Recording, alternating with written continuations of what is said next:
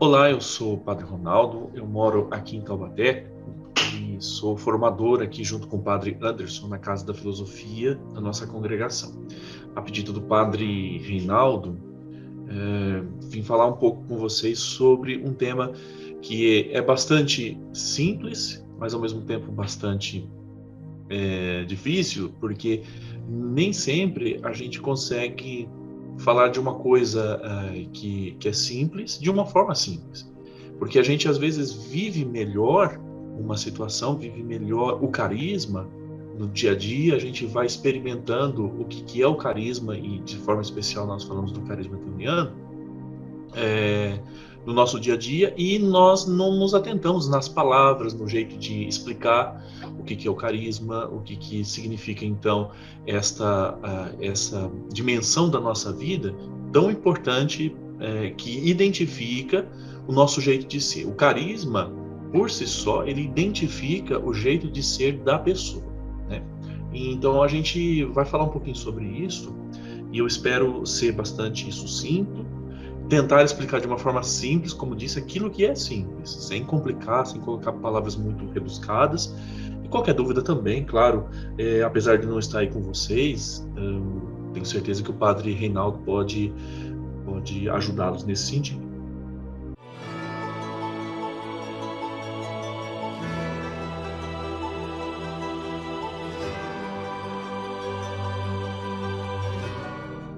Antes da gente falar qualquer coisa, né, sobre carisma, a gente tem que pensar o seguinte: de falar sobre o carisma deoniano, a gente tem que entender o que significa, de um modo geral, o que é o carisma, né? Então, o carisma é uma palavra bastante usada na nossa igreja para indicar os diversos dons espirituais ou graças que são concedidas pelo Espírito Santo a todos aqueles que são desejosos de servir ou seguir a Deus de uma forma mais radical, de uma forma mais concreta. Claro que quando a gente pensa em carisma, talvez a primeira mensagem, a primeira ideia que vem na nossa cabeça é a questão da renovação carismática católica. Tem tudo a ver, sim, mas ao mesmo tempo não tem. Porque quando falamos em carisma, e carisma da renovação carismática católica, nós estamos falando de algo que é muito específico daquele movimento. E quando nós falamos de carisma de uma forma geral, então nós estamos falando de uma dimensão, de um dom de Deus que é oferecido a todo ser humano, e que nós passamos então a manifestar este dom através das nossas palavras, através das nossas ações, tá? Então, o significado da palavra carisma, como eu mesmo já falei, ele é um dom, e é um dom de Deus, ele é um presente. Então, todo dom, ele é um presente. Então, quando a gente fala de graça, a gente fala então desse presente que Deus dá a cada um de nós, e que nos transforma, que nos ajuda também a vivenciar de uma forma mais intensa a nossa busca por amor, a nossa busca por também que as outras pessoas vivam este amor, experimentem este amor. Então, o carisma de uma congregação, ele sempre é uma inspiração do Espírito Santo, né? Então, nós não podemos dissociar a ideia do carisma da pessoa, da terceira pessoa da Trindade, do Espírito Santo. Então, ela inicia sempre com o fundador. Através dele e dos demais membros da congregação ou da comunidade, enfim, eles passam a vivenciar esses carismas de acordo com a circunstância, de acordo com a realidade que cada um deles vive, né? Então, a espiritualidade própria de uma congregação é como que o combustível que anima os membros e que levam adiante esse carisma, não é? Então, quando nós falamos de carisma, então devemos pensar primeiramente nessa realidade, de que nós estamos falando sobre algo que movimenta, que faz as atividades apostólicas da congregação ou da comunidade, enfim, se movimentar em torno da busca por Deus e do anúncio do Evangelho, né? Mas de uma forma específica. Então, este é o combustível que os fundadores eles experimentam e passam e procuram passar adiante, tá? Então, o carisma específico de cada instituto é um dom de Deus para o benefício da igreja e de toda a humanidade. Então, o carisma, quando nós pensamos em algo que é específico de uma congregação, nós não estamos falando para um grupo apenas, que é o instituto, que é a congregação ou que é a comunidade de vida, enfim. Nós não estamos falando apenas deles, né? Mas nós estamos falando de uma realidade que se expande para toda a igreja. Não dá para pensar de um carisma, de uma congregação que viva, que alimente apenas a congregação, apenas o instituto, mas ela é para a igreja toda. E claro que não só a pensar a igreja, quando nós falamos igreja, pensar na coisinha fechada, caixinha, né? Por exemplo, a própria imagem já nos ajuda a lembrar que o carisma, ele é para o mundo, é para as pessoas, porque se pensarmos em todo ser humano, independente de sua religião, independente de suas crenças, independente, até mesmo se a pessoa fala assim que é ateia, então, independente disso, o carisma de uma congregação, ele deve se infundir a todas as pessoas que estão debaixo dos olhos aí, debaixo da proteção de Deus, né? Então aí a Santa Teresa de Calcutá nos faz lembrar disso, que ajudou muito os pobres na Índia, e a maioria deles nem eram católicos, né? Então é preciso a gente lembrar isso também, que quando a gente fala de igreja, nós estamos pensando aí no globo todo, tá? Então, carisma é um termo bastante usado, como disse, na Igreja Católica, para indicar um dos diversos dons espirituais ou graças especiais concedidos pelo Espírito Santo. Por que um dos? Porque a gente não consegue vivenciar com a nossa limitação, com o nosso jeito de ser, nós não conseguimos vivenciar toda a plenitude dos dons que o Espírito Santo pode nos oferecer. Então a gente acaba pegando apenas uma dimensão deste dom, apenas uma área específica, digamos assim, daquilo que Jesus vivenciou, pregou. A gente acaba vivenciando apenas uma parte. E já é muita coisa, né? Então o carisma ele acaba indicando apenas um destes dons, ou apenas uma área específica dos dons do Espírito Santo, né? Então não dá para a gente pensar que a gente vai vivenciar tudo, exatamente tudo. Não, a gente consegue, por causa das nossas limitações, apenas vivenciar uma parte mesmo mais específica dos dons do Espírito Santo na nossa vida. Então, o carisma do fundador e da fundadora, aí também ainda estamos falando de uma forma geral, né? Então, uma vez que ele é compartilhado no caminho histórico, na vivência do dia a dia, então ele se converte em carisma do Instituto. Por isso que a gente fala hoje assim, olha, o carisma deoniano. Né? Não é uma homenagem, simplesmente uma homenagem que a gente faz ao fundador de uma congregação. Não, é porque a experiência que o fundador viveu, a gente procura viver de alguma forma também no tempo de hoje. Então, a experiência que São Francisco viveu é o que os franciscanos procuram viver. A experiência que os salesianos viveram, né, vivem, é a experiência que Dom Bosco viveu também. Então, essa experiência fundante, né, do fundador, é que então ela se torna importante, porque ela é um jeito específico de viver este dom do Espírito Santo. Então, ele vivenciou e, digamos assim, ele se torna um modelo, né, um jeito fácil de seguir o caminho que nós entendemos como um caminho difícil de seguir, que é anunciar o reino, tentar vivenciar os valores do reino no nosso tempo. Então, ele já mostra, de alguma forma, um caminho mais fácil. Então, a gente só vai seguindo, né? Claro que, quando nós falamos em carisma desta forma, do fundador, nós não estamos pensando assim, então é um novo Jesus Cristo. Não, ele imita Jesus Cristo. Então, de certa forma, talvez indiretamente, nós também imitamos Jesus Cristo quando nós imitamos o nosso fundador, não é? Então, essa é a intenção, não é a gente se desligar de Jesus Cristo e ficar olhando, focando apenas no fundador, mesmo porque o fundador ele sempre aponta para a pessoa de Jesus Cristo também. Então, se por carisma dos membros do Instituto entende-se sua específica missão ou o fim pelo qual ingressaram os membros do Instituto, então esse carisma pode ser realmente comunicado pelo fundador, que com seu exemplo e sua vida arrastam e convencem a outros a segui-lo. Então, como eu disse, o jeito que ele vivenciou, o jeito que o fundador ou a fundadora, depende, né, da congregação, claro, vivenciou essa dimensão, é que então vai ser um modelo para nós, que vai nos encantar. Eu olho para a vida, por exemplo, de Padre Deon, eu conheço um pouco mais da história de Padre Deon, então eu me encanto com algumas coisas, eu me encanto com o fato dele ter estudado muito, dele ter sido advogado, dele ter abandonado isso, então eu vejo questões que são bastante, como se fala? São bastante parecidas com a minha vida, então há uma identificação com a pessoa, e por isso que a gente se encanta então com a congregação, com o carisma, né? O carisma não se mantém na história como se mantém um patrimônio de ideias, de valores, de experiências. O que isso quer dizer? Que é o seguinte, que a experiência que Padre Deon viveu é uma experiência genuína, mas ele viveu num tempo, numa história, num contexto. E esse mesmo contexto não serve mais para nós hoje.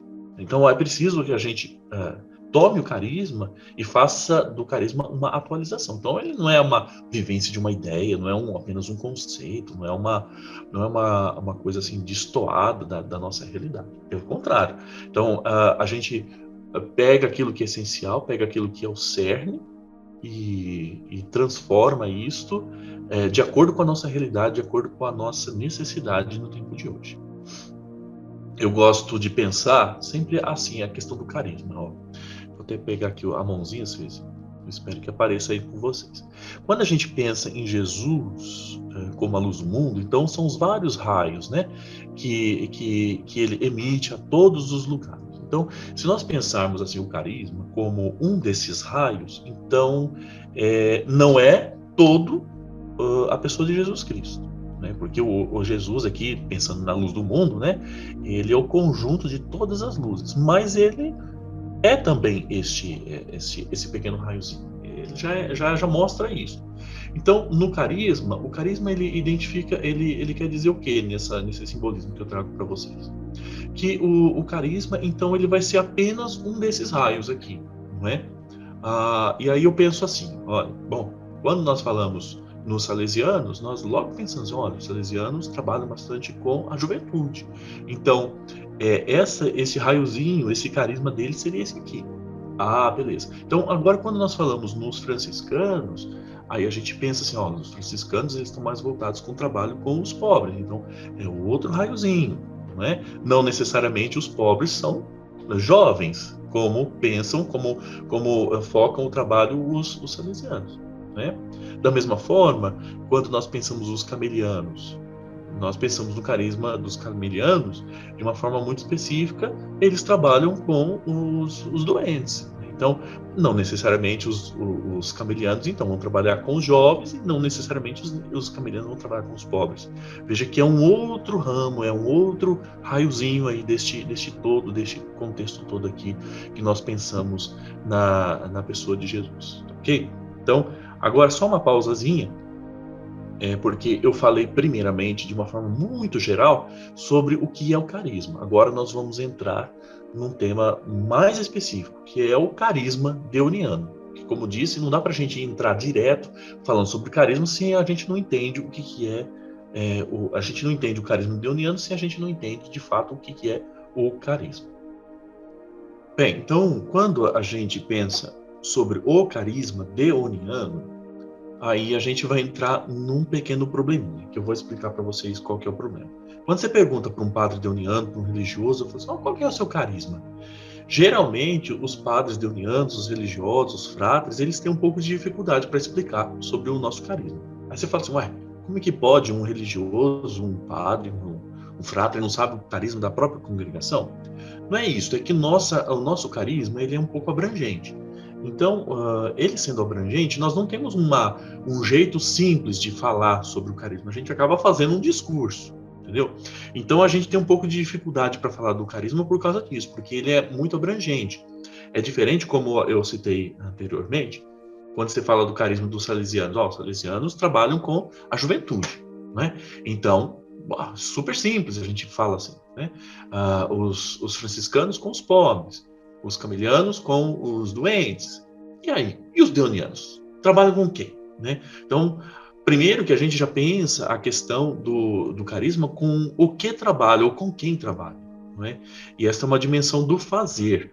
E a gente está muito mais voltado para o ser do que para o fazer. Porque o fazer, ele acaba sendo muitas coisas. Como a gente vai ver isso que eu prometo explicar agora nesta parte do nosso vídeo. Tá bom? Das constituições da nossa congregação, no número 6 existe uma frase que, para mim, sintetiza bem o que significa o carisma deoniano, o que nos identifica como deonianos, que é a seguinte: a união, a oblação reparadora de Cristo ao Pai em favor da humanidade. Então, aqui tem bastante coisa importante que daria para a gente falar muito sobre isso, né? Se a gente pensar, então, nas palavras, elas já são, por si só, bastante significativas, né? Oblação, reparação, a Cristo, em favor da humanidade. Veja que cada uma coisa, ela já indica algo bastante específico. Nós falamos de oblação porque oblação é oferta. Nós não vemos essa palavra muito no nosso usual, mas ela é muito comum no meio deoniano, né? Falar de oblação. Nós rezamos todos os dias, por exemplo, o ato de oblação, que significa este ato de oferecimento da nossa vida em favor da obra, em favor daquele trabalho que nós vamos realizar naquele dia, não é? Então, nós usamos este termo porque o termo acaba sendo bastante tradicional no nosso meio. Então, não usamos oferta justamente porque Padre Deon usava o termo oblação de uma forma muito intensa, tanto é que a congregação ela se tornou, ela primeiramente se chamava os oblatos, né, do coração de Cristo. Então, aquele oblato é aquele que oferece, né? E reparação também tem um sentido bastante importante, que nós vamos entrar um pouco mais para frente, mas já adianto que é reparação não no sentido de ficar olhando, né? A gente às vezes pensa assim, vou reparar a pessoa. Não, não é isso. Não é olhar a pessoa, ver os defeitos dela, não. Reparar é no sentido de consertar. E é claro que a gente faz isto, qualquer um pode fazer um trabalho filantrópico e ser um trabalho de oblação reparadora. Mas o que nós fazemos é em nome de Cristo. Então nós nos unimos à pessoa de Jesus Cristo e fazemos isso em favor da humanidade. Tá? Então o carisma, ele define a identidade deoniana. Então esse nosso jeito de ser, a nossa cara, ela mostra como deve ser o deoniano. É claro que você pode pensar assim, eu conheço os deonianos que não são muito assim, não. Que sinal de que nossa limitação ainda está sendo maior do que aquilo que o carisma exige de nós. Então, por isso que a conversão é um processo não só para os leigos, mas é um processo contínuo para todo mundo, inclusive para nós padres, né? Então, todo carisma ele tem duas dimensões: a dimensão do fazer e a dimensão do ser. Né? Então, mostra aquilo que somos e aquilo que fazemos. E acredito que essa dimensão, essas duas perguntas, né? O que nós somos, o que nós fazemos, de uma forma muito, muito simples, ela também mostra o que é o carisma deoniano. Então, o que somos? A oblação, esses trechos aqui, pessoal, são trechos tirados das constituições, tá? A oblação é o cerne da espiritualidade deoniana, é a nossa mística. Né?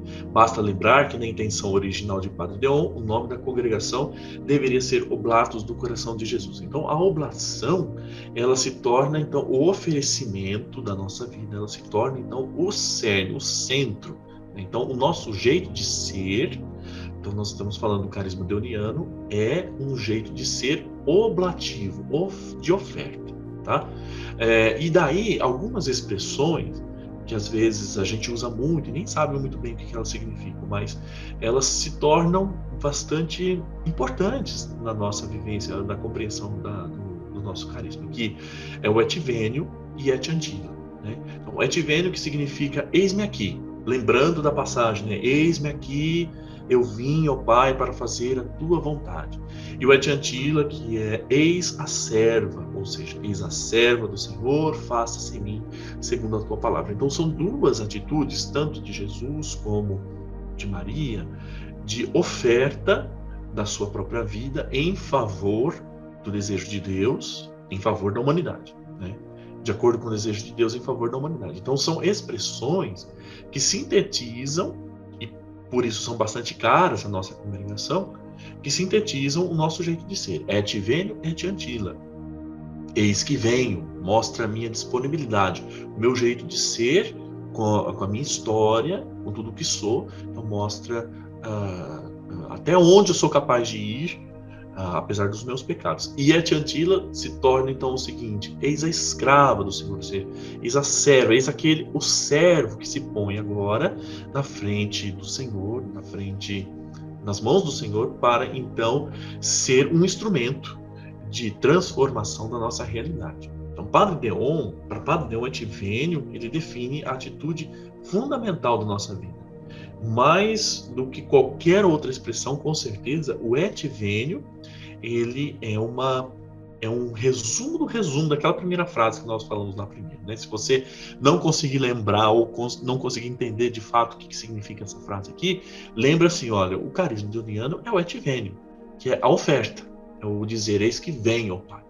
E quando a gente diz assim, também a gente tem que estar preparado, porque quando a gente às vezes fala de uma forma despretensiosa, o eis que venho, né? O eis estou aqui, e aí quando a coisa acontece, a gente às vezes se fecha, né? Então eu já vi muitas pessoas refletindo sobre isso, né? Que às vezes a gente fala o et venio, porque é bonito falar uma frase às vezes em latim, né?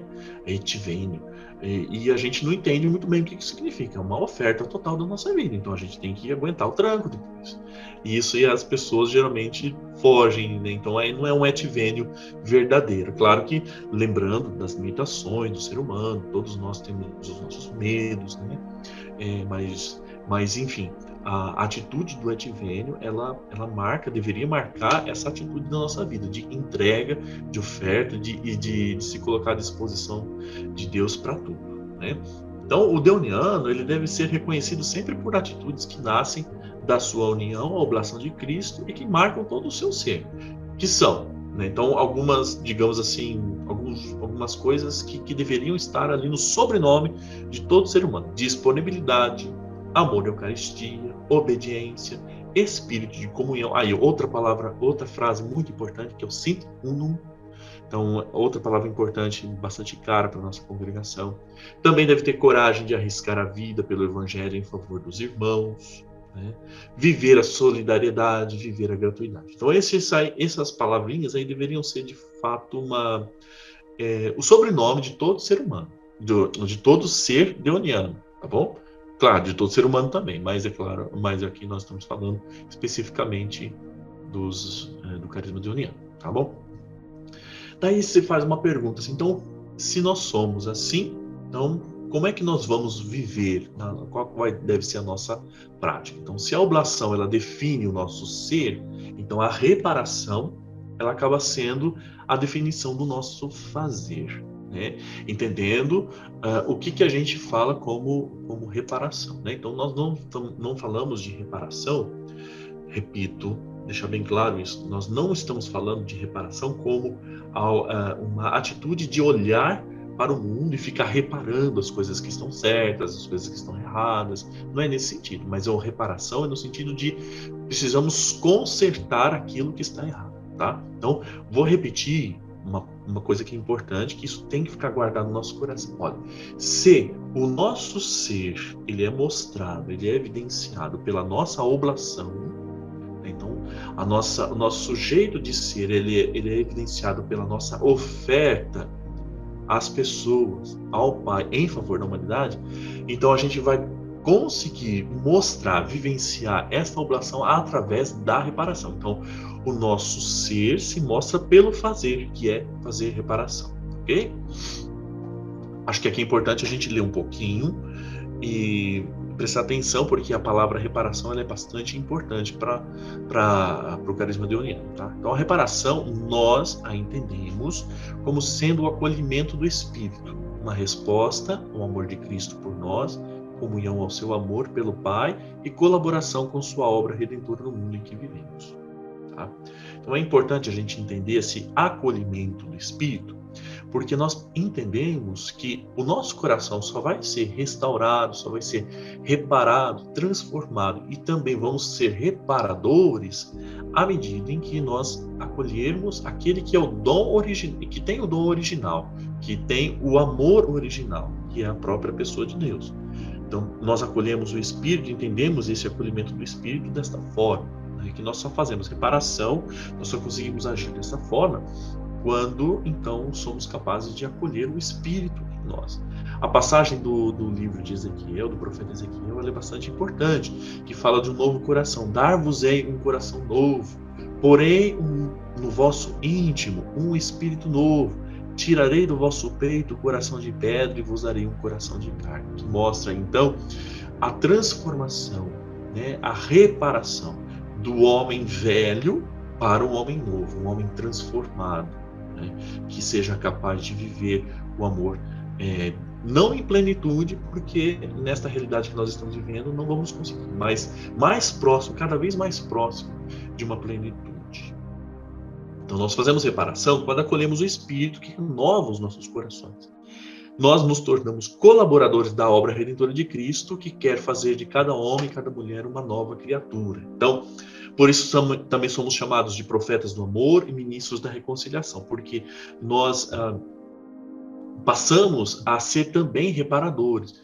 O grande reparador, é claro, é a pessoa de Jesus Cristo, mas como instrumentos que nós nos colocamos por causa da nossa oferta, também nos tornamos estes reparadores. Aliás, na Espanha, os padres deonianos são conhecidos como padres reparadores. Eu acho bacana pensar assim, né? Não há uma relação como a nossa aqui no Brasil, que nós fazemos uma relação direta ao fundador. Por isso nós somos chamados padres deonianos. Lá não, há lá uma referência direta ao carisma. Então são os padres reparadores, são os padres que se põem a consertar aquilo que está quebrado, aquilo que está fora do lugar, né? Então, nas constituições da nossa congregação, nós temos várias palavras que indicam a mesma coisa, vários verbos, e por isso o verbo ele indica uma ação, né, que indica a tal da reparação, que é remediar, regenerar, recriar, restaurar, libertar, reconciliar, curar. Para mim, as melhores palavras são aquelas que começam com re. Por quê? Porque remediar, olha, é algo que precisa ser refeito, né? Regenerar, aquilo que era bom, mas que se estragou, então precisa ser regenerado. Recriado, já foi criado, mas por causa do pecado se deteriorou. Então, como se chama isso no português? O prefixo, né? Ele indica aquilo que precisa ser refeito, fazer de novo. Né? Porque a obra que passa pelas mãos de Deus é uma obra perfeita. É claro que o pecado entra e destrói. Não é? Então, a reparação consiste em nós pensarmos neste processo, nesta ação de tornar de novo, né? De refazer aquilo que foi desfeito. Então, por isso, reparação é reconstruir, é recolocar no lugar. Então, pensando nesta ideia de que algo estava certo, mas por algum motivo, e aí nós pensamos no pecado, ele se desfez. E aí, então, o trabalho do religioso reparador, do religioso deoniano, é recolocar no lugar, né? Então, a congregação, e aqui é importante a gente também lembrar, ela não foi fundada com uma obra, em vista de uma obra determinada, né? Mas em vista da missão reparadora. Então, quando nós pensamos assim, aí por isso que você vai entender o seguinte: quando nós falamos de algo muito abrangente, é por causa disso, porque nós pensamos numa missão que seja reparadora. Então, onde que está fora do lugar alguma coisa aí? Tem tanto lugar, mas tanto lugar que o lugar do deoniano é no mundo mesmo. Então, é um lugar onde existe alguma coisa que está quebrada, onde existe alguma coisa que no ser humano está deteriorada, onde existe alguma realidade que precisa ser restaurada, então ali é o lugar do deoniano. Por isso que as nossas opções apostólicas acabam sendo bem abrangentes. Nós não conseguimos pensar assim, ó, vamos trabalhar só nas escolas, vamos trabalhar só nos hospitais, vamos trabalhar só em obra social. Não dá. Então, porque, como eu disse, onde tem o ser humano deteriorado, destruído, lá deveria estar sempre um bom deoniano para trabalhar em favor, com a sua oblação, com a sua união a Cristo, em favor da restauração do reino de Deus. Nosso jeito de ser deoniano, ele é um jeito de ser que consegue encontrar lugar em todos os lugares do mundo, em todas as realidades, mas dependendo da realidade de cada país, de cada província, acaba que cada realidade ela tem o seu jeito de ser. Contudo, existem algumas atividades que nós deonianos acabamos por ter preferência, né, que acaba sendo assim mais de uma forma mais clara a vivência do nosso carisma. A primeira delas, com certeza, é a adoração eucarística, que é um dever de todo deoniano fazer a adoração eucarística, que nós chamamos de adoração eucarística reparadora, porque é um autêntico serviço à igreja. Nós não fazemos adoração por nós, né? Então nós fazemos isso como uma atitude de pastoral, e nós fazemos em favor daqueles que necessitam, fazemos em favor daqueles que nos pedem, né? Então, o sentido de dizer assim que rezamos por aqueles que não rezam, ele se torna bastante presente neste momento aqui, porque de fato nós fazemos em favor da igreja. Nós não fazemos por mim mesmo, eu não faço, preciso rezar, preciso apenas pedir as coisas para mim, então por isso eu faço adoração. Não é nesse sentido. A adoração ela se torna algo, claro, transformador para a pessoa, para o religioso que se põe à frente do Santíssimo Sacramento todos os dias. Claro, não vamos negar que não exista essa dimensão pessoal também, individual, né, da adoração. Contudo, a adoração eucarística reparadora, deoniana, ela tem uma especificidade de ser uma pastoral para a igreja. Então, nós fazemos isso em favor daqueles que nos pedem. Né? Outra frase bastante importante também é essa aqui, Adveniat Regnum Tuum, né? Que é procurar o reino de Deus e sua justiça na realidade que nós estamos vivendo. Então, isso faz com que o nosso carisma ele se torne bastante atual, ele se torne bastante presente, porque Padre Leon, no tempo dele, ele entendia que havia uma necessidade de se trabalhar com os operários das fábricas, e a história dele está em torno disso. Né? Hoje, a nossa realidade aqui, principalmente aqui no Brasil, ela é bastante diferente. Né? Então, e por isso, então, nós temos algumas obras sociais que marcam melhor esta presença e essa procura do reino de Deus na sociedade, que marca melhor, então, isso, como, por exemplo, os trabalhos sociais do Instituto Menino São Judas Tadeu, em São Paulo, que é uma grande obra restauradora, reparadora, as casas, a Fazendinha do Senhor Jesus, né, que está lá em Lavras, que é uma obra reparadora, também que acolhe pessoas com alguns vícios. Então, essas aí são algumas obras bastante grandes e específicas, mas se pensarmos também em cada paróquia que tem o seu trabalho social, e se encaixa muito bem nesse Adveniat Regnum Tuum, que é venha a nós o vosso reino, é de se tornar já aqui na terra aquilo que é prometido para nós no céu. Então, nós procuramos viver aquilo que almejamos no céu, mas já viver aqui e agora, porque nós não podemos pensar a realidade do céu como algo completamente diferente de nós. O céu começa aqui na nossa realidade, e a gente precisa trabalhar para isso. Né? Por isso que a dimensão do carisma deoniano é uma dimensão bastante social. E aí a gente pega os escritos de Padre Leon, a gente vê o trabalho dele, que é um trabalho bastante místico, um trabalho muito espiritual, mas bastante voltado também à solidariedade com os pobres. Como disse, a realidade da França exigia que houvesse um cuidado especial da igreja com relação às pessoas que trabalhavam nas fábricas, né? E por isso nós não podemos também fugir do social. Não dá para a gente fugir do social e pensar que a vida é só pôr as mãos assim e rezando, né? Não, e deixar as coisas, pedir que Deus transforme. Não, é responsabilidade nossa. Então, a solidariedade, ela é algo que perpassa as nossas mãos. Então, se tornar um religioso ou um leigo deoniano responsável com o carisma deoniano é se tornar alguém que reconhece a sua responsabilidade de mudança social. Então, por isso que a solidariedade, a questão voltada ao trabalho social, ele deve ser bastante presente nas nossas paróquias, nas nossas obras sociais, enfim, né? Mesmo nós pensamos numa atualização, responder às necessidades pastorais do nosso tempo em comunhão com as orientações apostólicas da igreja local. Então, não dá para a gente pensar assim, né? Por exemplo, aqui em Taubaté, não é tão recorrente a necessidade, por exemplo, de uma pastoral do imigrante, né? Nós, sim, sabemos de algumas pessoas que vêm para cá, que são imigrantes, né?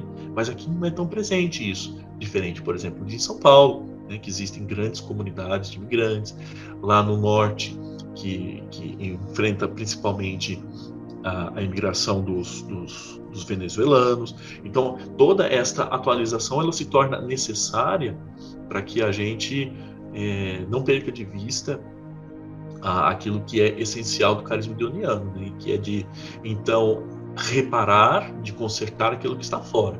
Ora, veja toda uma realidade dos imigrantes que precisa de uma ajuda nossa, que precisa com certeza de um apoio da igreja, e nós, como padres reparadores, como religiosos reparadores, temos aí uma função, uma missão especial. A questão da formação também dos leigos e sacerdotes, ela se torna bastante importante. Então, se você for em qualquer uma das nossas paróquias deonianas, sempre existe um carinho, uma atenção especial com a formação dos leigos. Quase todas as nossas paróquias têm escola da palavra, escola de teologia, para ajudar os leigos a compreender essa dimensão. Mesmo a nossa congregação aqui no Brasil, ela se volta de uma forma bastante especial à formação dos padres, e por isso nós temos faculdades de filosofia, nós temos faculdades de teologia, e nós procuramos cada vez mais a excelência nesses trabalhos. Então esse foi um desejo de Padre Deon, que nós também trazemos para frente isso, né? A atividade missionária também é uma forma privilegiada do serviço apostólico, e quando nós pensamos numa atividade missionária, logo a gente pensa no seguinte, né? Tem que ir para fora do país, tem que ir lá para a África, quando na verdade hoje a realidade não é tão exigente, não é só isso, né? Ela é bastante exigente, inclusive aqui no próprio Brasil, né?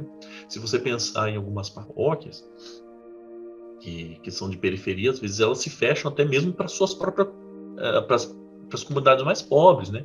Então se torna uma necessidade missionária o padre e a comunidade em si, né? E também o encontro dessas comunidades mais pobres. Veja que a atividade missionária, quando nós falamos, nós estamos apenas pensando nessa dimensão assim além mar, né? É preciso a gente reconhecer que existem áreas de missão muito próximas a nós. Às vezes tá ali 2, 3 quilômetros a nós, no bairro pobre ali, que está perto da nossa casa, que a gente faz de conta que não existe, né?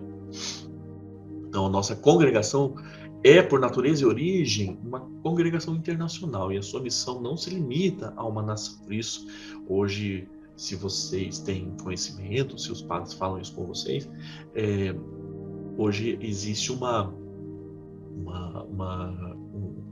voltar-se muito grande para a internacionalidade.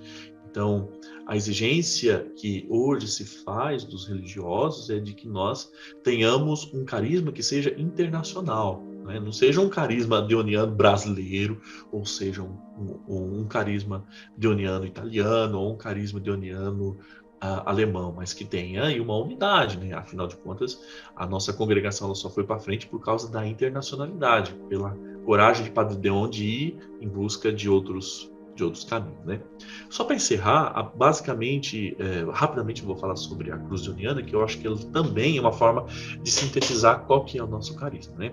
A cruz deoniana, ela surgiu no ano de 1978, quando a congregação ela estava completando 100 anos de idade, de fundação, né? E uma escola na Alemanha lançou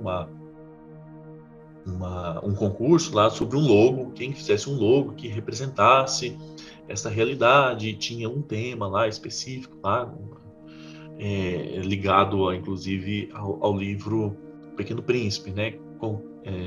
Que eu não me lembro mais a frase agora, mas enfim. E um dos estudantes fez uma cruz assim, né? Dessa forma aqui, com os cantinhos assim arredondados, com a cruz vazada no meio. O padre Zezinho, na época, ele estava lá, né, e ele pegou a ideia e ele passou a difundir a ideia da cruz, que ficou conhecida como cruz deoniana, mas muitas pessoas conhecem como a cruz do padre Zezinho, né? Então ele que foi o difusor da ideia da cruz deoniana. E hoje no mundo todo deoniano que se deseja ser reconhecido na rua, ele usa essa cruz deoniana aqui, né, que é a nossa marca, né?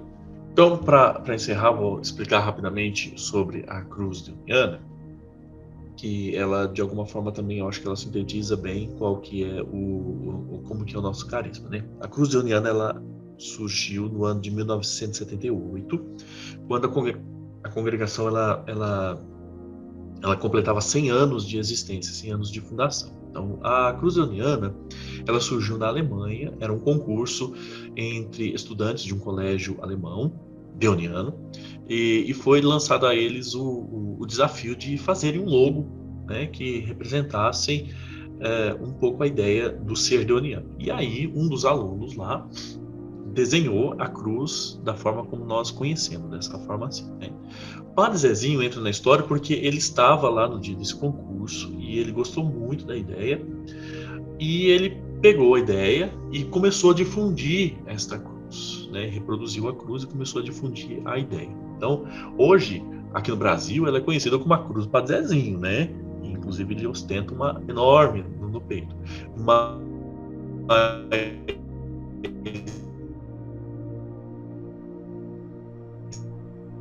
é a cruz, né, que é uma cruz com o coração vazado e os cantinhos aí meio que arredondados, né? A explicação, olha, já ouvi tantas explicações sobre isso que é difícil a gente também ter uma certeza de qual que é a original. Mas de qualquer forma, as explicações que a gente tem a respeito da cruz deoniana, elas são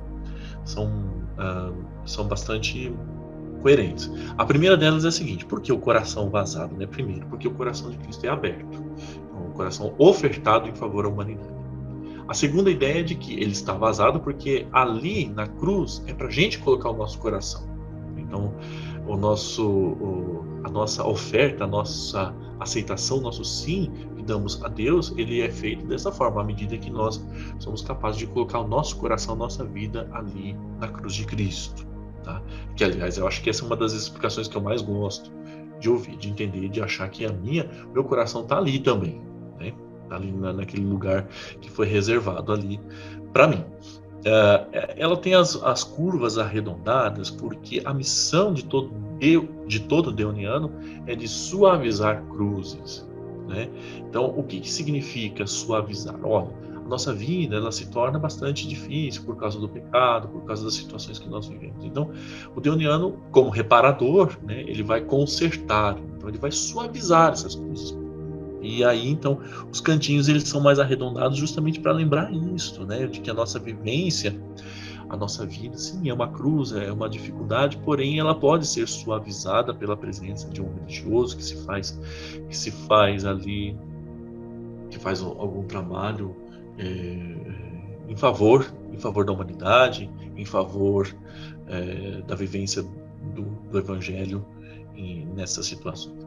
Enfim, é basicamente isso, né? Então, a cruz deoniana que nós ostentamos no peito, que tenho certeza que muitos leigas usam, muitos jovens gostam de usar, ela tem esse sentido, né? de que nós precisamos entender o nosso trabalho como um trabalho de suavização dos problemas, das dificuldades que as pessoas enfrentam, né? E ali o coração vazado ali é para a gente colocar o nosso, tá bom? Então eu agradeço bastante a atenção de vocês e que vocês tenham uma boa formação, sejam capazes de cada vez mais aprofundar nesses mistérios, nessas ideias que fazem, que dão sentido, inclusive, ao nosso caminhar como deonianos, tá ok? Espero que em breve, quando tudo isso passar, eu faça um trabalho bacana aí, possa fazer também essa apresentação presencialmente a vocês, tá bom? Um abraço a todos, fiquem com Deus.